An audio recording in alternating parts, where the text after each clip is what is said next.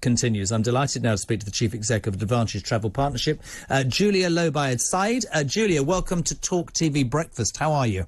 I'm not bad, Jeremy. Good morning. Thanks for coming on. We've been talking about this, Julia, a lot, and I think it's absolutely right. The footage from some of the airports and airlines, the way they've treated people. I had a couple on earlier from Manchester who'd saved for a year. He a carer, she in full-time work.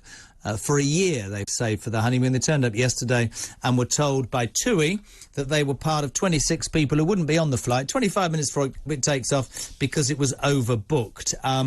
Transport Secretary Grant Shapps has criticised the industry. I yesterday spoke to somebody associated with the airline industry who said it's not our fault, it's down to the government to bail us out. It's all about the pandemic and it's all about different travel restrictions. I just want to say to you, Julia, because I'm delighted to have you on and I'd love your opinion. I just want to say two things.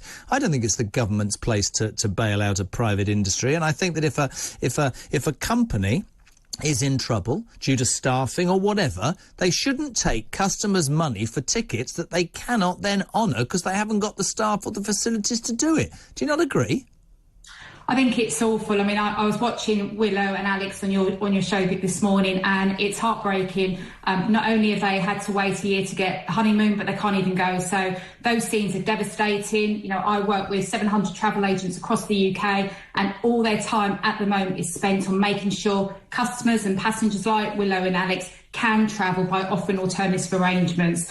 It's a devastating situation that we find ourselves in and shouldn't be happening. If I can, Jeremy, I just want to go back a couple of years because we go back to March 2020 and this is no excuse, but the reality is we've got a global industry which has been completely shut down. What the whole industry, and there's a huge supply chain, my agents at the bottom end of it, trying to service customers, reliant on the airlines, reliant on having the infrastructure in place, are rebuilding the business. There are bottlenecks, the industry's working through it, but it's just devastating to see the scenes that we're seeing now. And it's also worth pointing out the vast majority of people are travelling. So just to put some context, you know, it is busy, but the vast majority of people, 2 million passengers, will depart British airports this weekend, and most of them will arrive on time. I absolutely understand, Julia, and I'm not taking issue with you. I think it's great to be able to discuss it and to explain to people who are watching and listening and experiencing and worrying. And we'll talk about that in just a sec. But here's the thing. Yes, the global industry was shut down. Yes, there was a pandemic. But I'll take British Airways as an example, and I know this because I had a very good friend who was cabin crew for 15 years. They were all laid off because they were going to be reintroduced with new contracts to save British Airways money. Here's what I don't get, and nobody can answer me this. Irrespective of the global pandemic, irrespective of there apparently being no staff, which is also the government's fault, if your business is in dire straits and you cannot provide the service that you are offering, is it fair morally to keep charging for that service knowing that you can't provide it? Why don't you shut your business down until you've got the staff to provide the service that you're charging the consumer for that you can't then provide? And then you offer, and this is what got me about TUI, then you offer 600 euros for two people. Well, I worked out that plane in Manchester yesterday, Julia. 300 people on the flight, 500... That's £150,000. That's 5 people working for TUI. So how does that work? That doesn't make fiscal sense to me. No, and I think that probably tells you, and obviously I don't work for TUI or BA, but I think what it probably tells you is actually no one goes out of their way to want to cancel a flight. No. There is a huge butterfly impact when, you know, flights change, crew ratios change, a flight is delayed. There are many airlines that aren't cancelling flights that actually have control of their whole operation on the ground also. But the knock-on impact to other flights being delayed then puts theirs out of kilt as well. So it is really complex. It is, you know, it's frustrating, affects the whole chain. Everybody in the industry that is really desperately trying to get people on planes, get them away. It's devastating for us all. In terms of people watching and listening, Julia, I really appreciate you being on. Is this likely to continue through the summer, in your opinion? I really don't think it will. I think what we're seeing this week in particular is, you know, we're 10 weeks from when restrictions ease coming into the UK. We're building back, the industry's building back scalability. Half-term, Jubilee weekend, extra pressure on trying to get the system back up and running.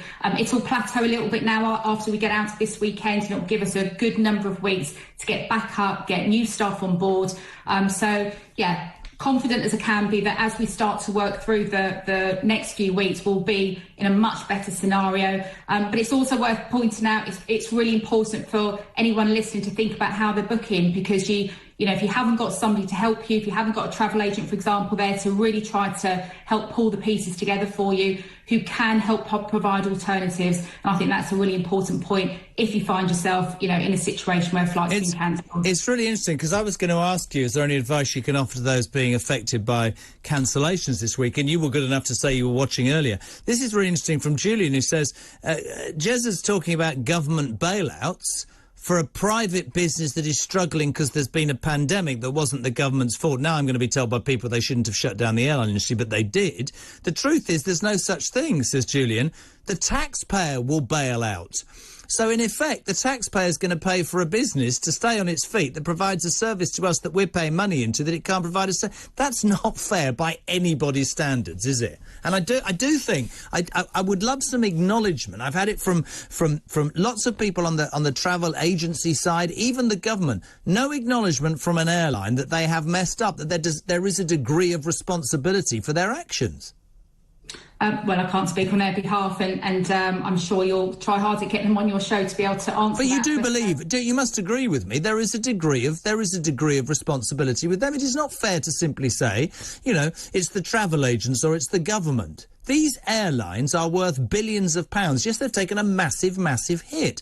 I have a friend who works in that industry. He has a business and he had to lay off a lot of people and he's starting back again. But the truth of the matter is, they should not be selling things. It doesn't make any sense. It's like advertising as a supermarket for food, taking an online order and then saying, oh, I'm sorry, we've got your money, but we didn't have it. We shouldn't have put it up for sale in the first place, and we'll send you your money back in a month. That's rubbish.